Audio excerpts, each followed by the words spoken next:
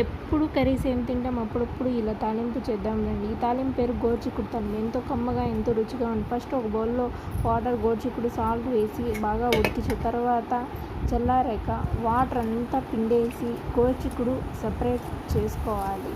ఇదంతా బాగా సపరేట్ చేసుకున్నాక మిక్సీ జార్లో వెల్లుల్లి, వేయించిన పల్లీలు, కారం వేసి మెత్తటి పొడిలాగా చేసుకోవాలి. తర్వాత స్టవ్ వెలిగించి ప్యాన్ పెట్టి ఆయిల్ వేసి ఆవాలు, ఆనియన్స్, కరివేపాకు వేసి వేయించాలి. అది ఆనియన్స్ అంతా బాగా మగ్గాక అందులో ఈ గోరుచిక్కుడు మిశ్రమాన్ని అంతా వేసి బాగా వేయించుకోవాలి.